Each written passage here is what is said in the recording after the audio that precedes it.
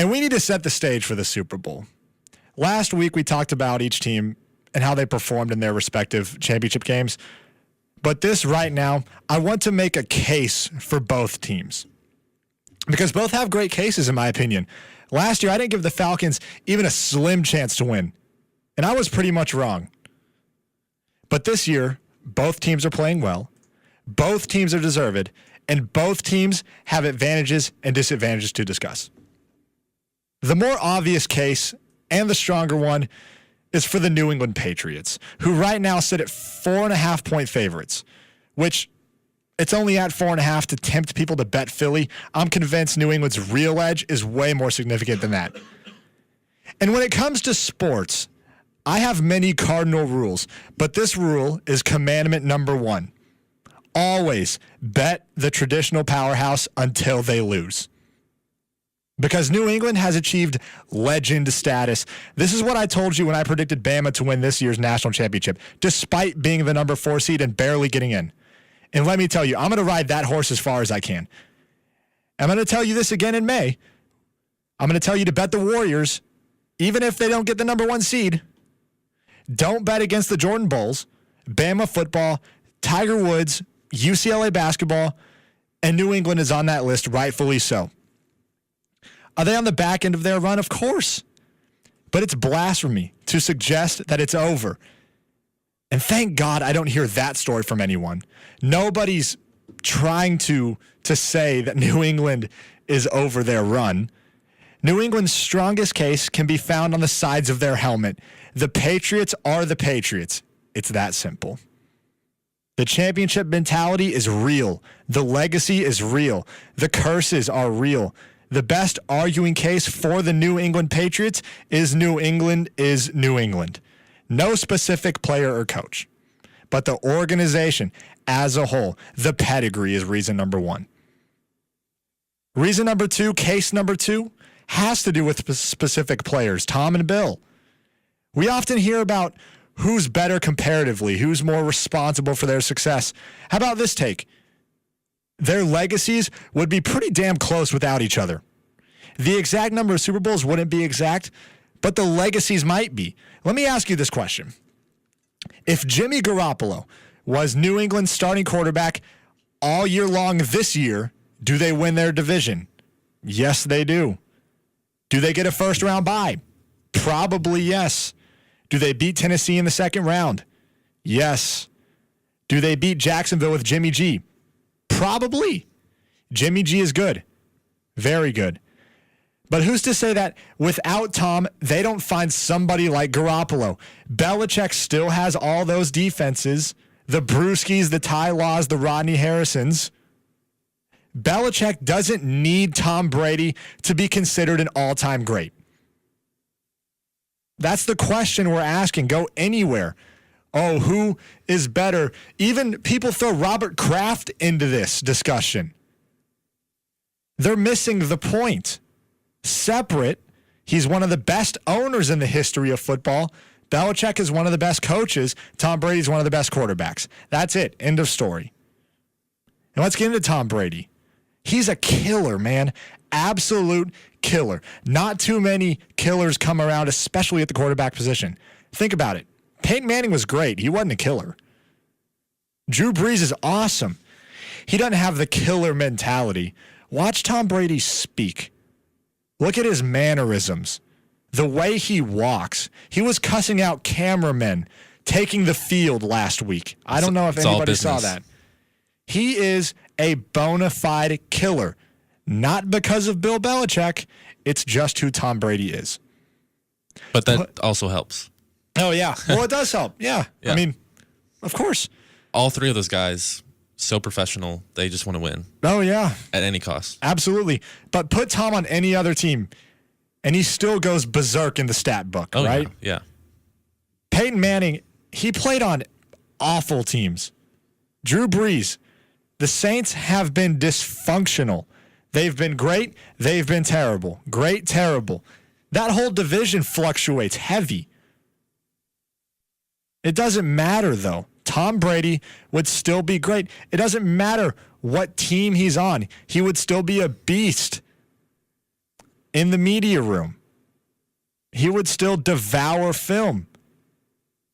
It's crazy. The reason number 2 is Tom and Bill. I'm tired. I'm tired of people saying that somebody is more responsible for the success. That's the argument that you see everywhere you go. And it makes my head hurt.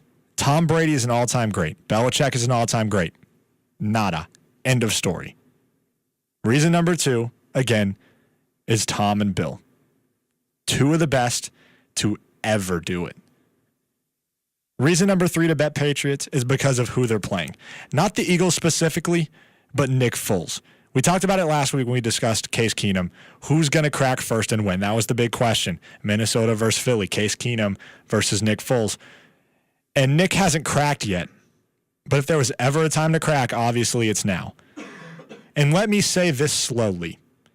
Nick Foles is a below-average starting quarterback. Hell of a backup.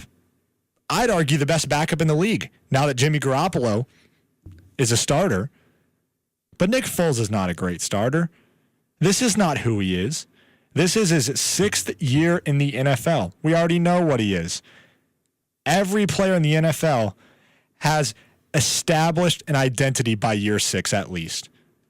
Of course, any player can get hot or cold, but they all rise or fall. They come back to who they are. I wouldn't call the Eagles hot. I wouldn't call them a hot team. I wouldn't describe their run as hot because that would be diminishing their talent. I believe they're deserved. I believe they're the best team in the NFC. But hot, streaky, spell, run, those are the words to describe how Nick Foles is playing right now.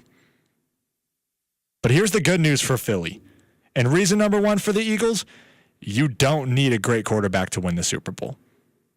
You don't need it. You don't even need a great quarterback performance to win the Super Bowl. What you need is what you have. Philadelphia has all the ingredients necessary. Their defense paired with their offensive line. The Eagles ranked 4th this year in total defense and 3rd in rushing offense. You don't need a quarterback. Any student of the game can tell you that. Terrible quarterbacks have won the Super Bowl. Terrible performances have still won the Super Bowl. Reason number 1 for the Eagles is that they have all the pieces. And guess what? All their pieces are playing really, really, really well right now. Not because they're hot. Nick Foles, yes, because he's hot. But the Eagles as a whole, that's just who they are. They're really, really good. That's reason number 1. Reason number 2 to bet Philly is history, but more recent history.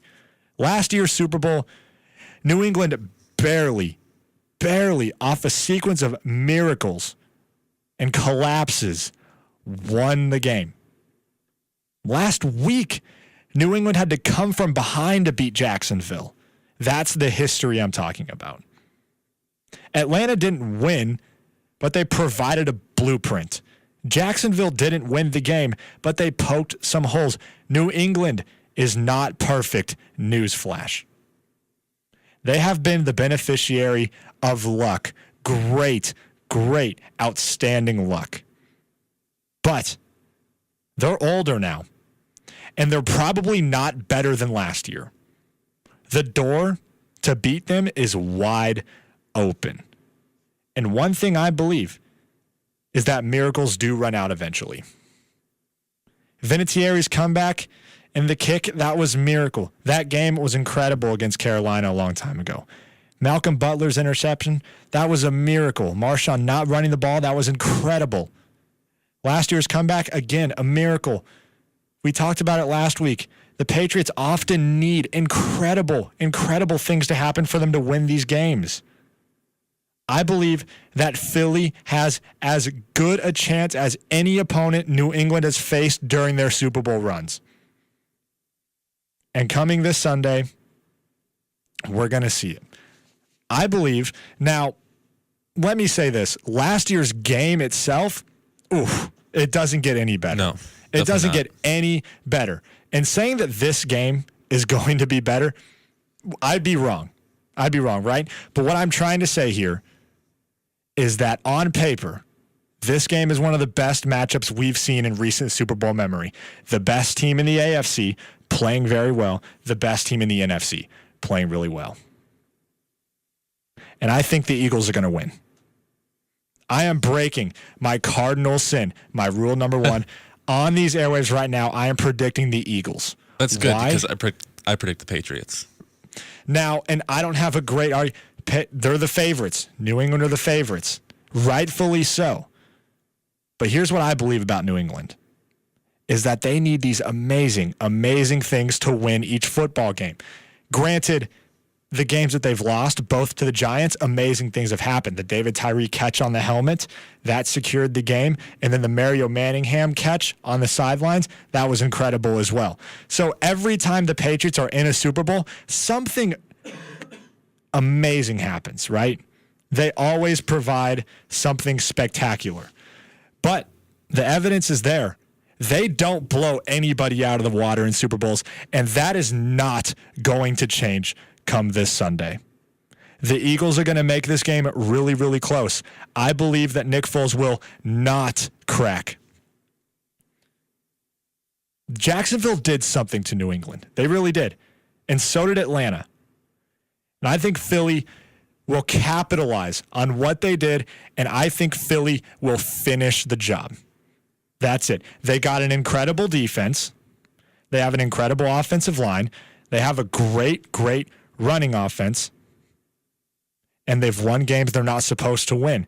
I believe that, yes, Nick Foles is playing out of his mind, but Philly as a whole, they just got that look, man.